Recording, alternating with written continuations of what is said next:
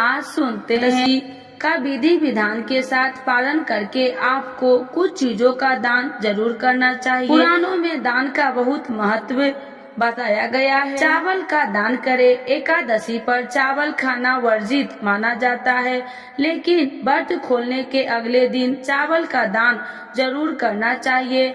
आप किसी गरीब, जरूरतमंद या फिर मंदिर में जाकर चावल का दान कर सकते हैं। एकादशी के अगले दिन चावल खाकर ही पारण किया जाता है। वस्त्र का दान। अन्न के साथ किसी को वस्त्र दान करने का भी विशेष महत्व है, इसीलिए एकादशी के अगले दिन पारण के बाद आपको वस्त्र का दान करना चाहिए। आप किसी गरीब, जरूरतमंद के अलावा घर में किसी बुजुर्ग को भी वस्त्र दान कर सकते हैं। आटे का दान। एकादशी व्रत के बाद आपको आटे का दान जरूर करना चाहिए। आटे का दान भी बहुत शुभ माना गया है।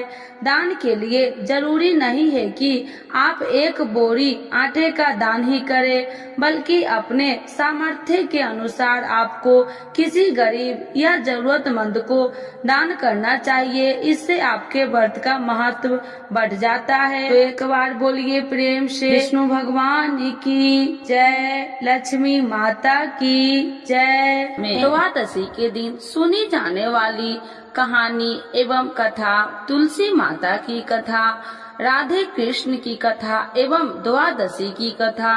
तो एक बार बोलिए प्रेम से तुलसी माता की जय, राधे कृष्ण भगवान की जय, विष्णु भगवान की जय, शालिग्राम भगवान की जय। तुलसी माता की महिमा की कथा।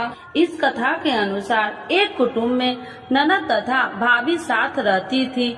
ननद का विवाह अभी नहीं हुआ था। वह तुलसी के पौधे की बहुत सेवा करती थी, लेकिन उसकी भाभी को यह सब बिल्कुल भी पसंद नहीं था।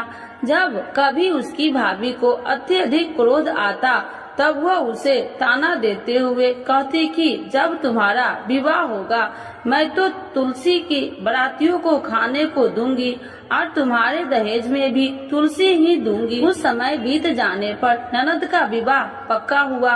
विवाह के दिन भाभी ने अपनी कथनी के अनुसार बारातियों के सामने तुलसी का गमला फोड़ दिया और खाने के लिए कहा।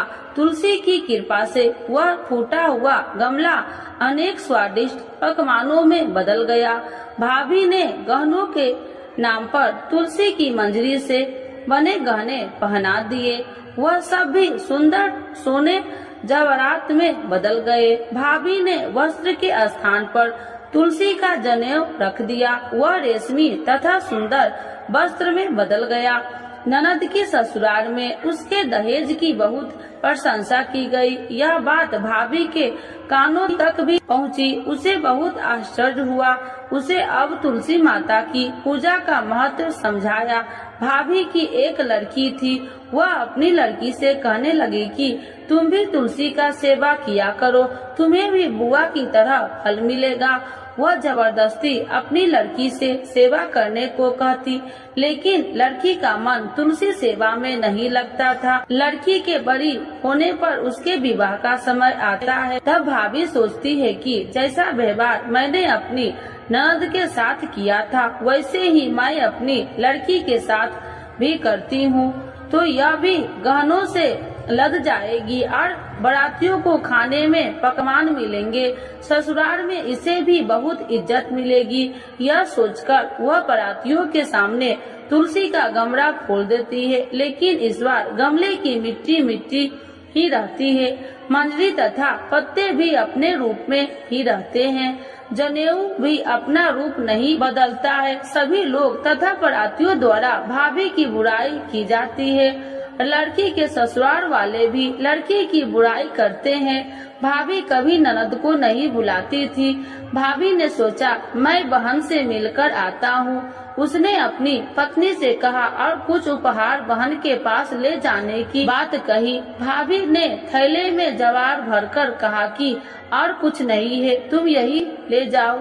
वह दुखी मन से बहन के चल दिया। वह सोचता रहा कि कोई भाई अपने बहन के घर ज्वार ले कैसे जा सकता है। यह सोचकर वह एक गौशाला के पास रुका और ज्वार का थैला गाय के सामने पलट दिया। तभी गाय पालने वाले ने कहा कि आप गाय के सामने हीरे मोती तथा सोना क्यों डाल रहे हो।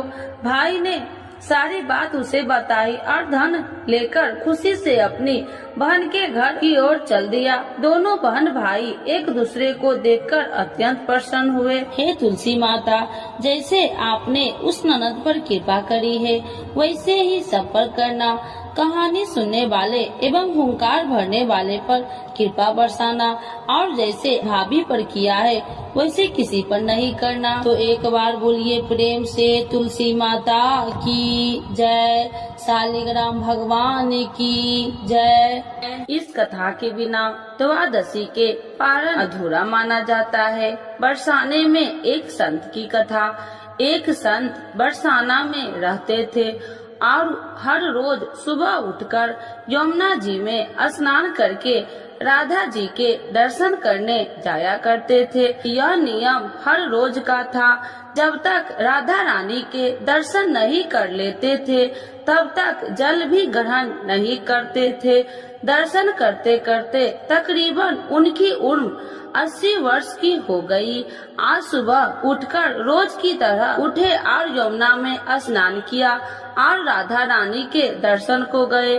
मंदिर के पट खुले और राधा रानी के दर्शन करने लगे। दर्शन करते करते संत के मन में भाव आया कि मुझे राधा रानी के दर्शन करते करते आज 80 वर्ष हो गए, लेकिन मैंने आज तक राधा रानी को कोई भी वस्त्र नहीं चढ़ाए। लोग राधा रानी के लिए कोई नारियल लाता है, कोई चुनरिया लाता है, कोई चूड़ी लाता है, कोई बिंदी लाता है, कोई साड़ी लाता है, कोई लहंगा चुनरिया लाता है, लेकिन मैंने तो आज तक कुछ भी नहीं चढ़ाया है। यह विचार संत जी के मन में आया कि जब सभी मेरी राधा रानी के लिए कुछ न कुछ लाते हैं तो मैं भी अपनी राधा रानी के लिए कुछ न कुछ लेकर जरूर आऊंगा। लेकिन क्या लाऊं जिससे मेरी राधा रानी खुश हो जाए। तो संत जी यह सोचकर अपनी कुटिया में आ गए। सारी रात सोचते सोचते सुबह हो गई। उठकर स्नान किया और आज अपनी कुटिया में ही राधा रानी के दर्शन पूजन किया। दर्शन के बाद मार्केट में जाकर सबसे सुंदर वाला लहंगा चुनरिया का कपड़ा लाए और अपनी कुटिया में आकर अपने ही हाथों से लहंगा चुनरिया को सिला और सुंदर से सुंदर उस लहंगा चुनरिया में गोटा लगाए। जब पूरी तरह से लहंगा चुनरिया को तैयार कर लिया तो मन में सोचा कि इस लहंगा चुनरिया को अपनी राधा रानी को पहनाऊं तो बहुत ही सुंदर मेरी राधा रानी लगेगी। यह सोच करके आज संत जी उस लहंगा चुनरिया को लेकर राधा रानी के मंदिर को चले। मंदिर की सीढ़ियाँ चढ़ने लगे और अपने मन में सोच रहे हैं, आज मेरे हाथों के बनाए हुए लहंगा चुनरिया राधा रानी को पहनाऊंगा तो मेरी लाडली खूब सुंदर लगेगी। यह सोचकर जा रहे थे, इतने में एक बरसाना की लड़की लाली आई और बाबा से कहती है, बाबा आज बहुत ही खुश हो, क्या बात है बाबा बताओ ना। तो बाबा ने कहा कि लाली आज मैं बहुत खुश हूँ। आज मैं अपने हाथों से राधा रानी के लिए लहंगा चुनरिया बनाया है। इस लहंगा चुनरिया को राधा रानी जी को पहनाऊंगा और मेरी राधा रानी बहुत सुंदर दिखेगी। उस लाली ने कहा, बाबा मुझे भी दिखाओ ना अपने लहंगा चुनरिया कैसी बनाई है। लहंगा चुनरिया को देखकर वो लड़की बोली, अरे बाबा राधा रानी के पास तो बहुत सारी पोशाक है, तो ये मुझे दे दो ना।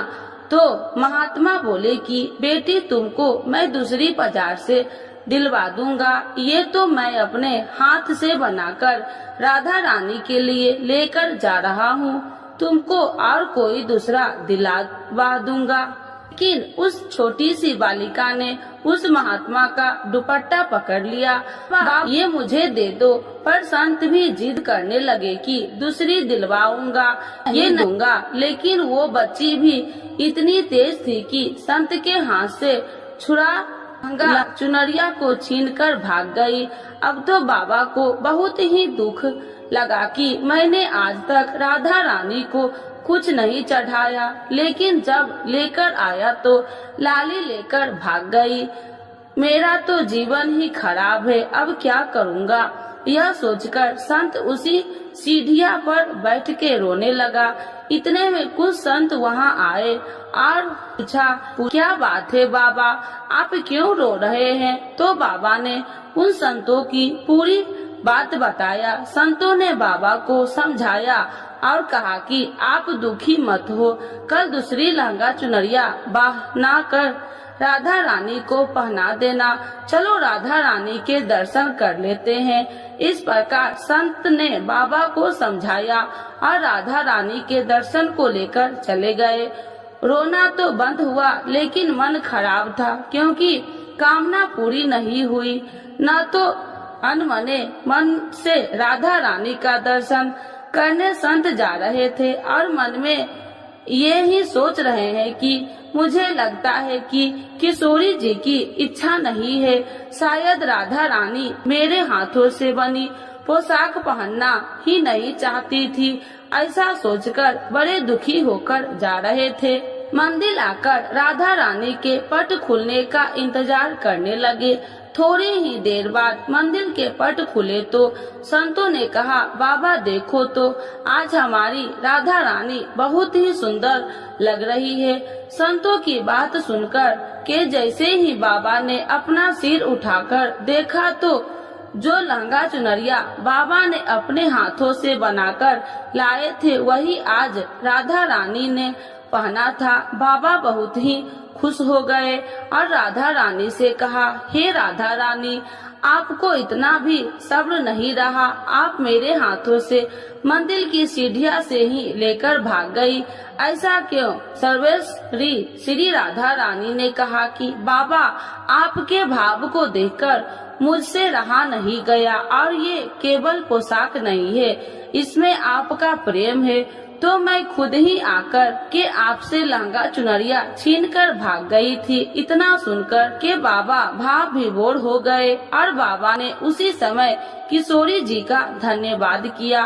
तो एक बार बोलिए प्रेम से श्री राधा रानी की जय, राधे कृष्ण भगवान की जय। तो आइए भक्तों, आज जानते हैं भीष्म द्वादशी की यह पौराणिक कथा। भीष्म द्वादशी के बारे में प्रचलित एवं पौराणिक कथा के अनुसार राजा शांतनु की रानी गंगा के देवव्रत नामक पुत्र को जन्म दिया और उसके जन्म के बाद गंगा शांतनु को छोड़कर चली जाती है, क्योंकि उन्होंने ऐसा वचन दिया था। शांतनु गंगा के वियोग से दुखी रहने लगते थे, परंतु कुछ समय बीतने के बाद शांतनु गंगा नदी पार करके लिए मत्स्य गंधा नामक की कन्या से नाव में बैठते हैं और उसके रूप सौंदर्य पर मोहित हो जाते हैं। राजा शांतनु कन्या के पिता के पास जाकर उनकी कन्या के साथ विवाह करने का प्रस्ताव रखते हैं, परंतु मत्स्य गंधा के पिता राजा शांतनु के समक्ष एक शर्त रखते हैं कि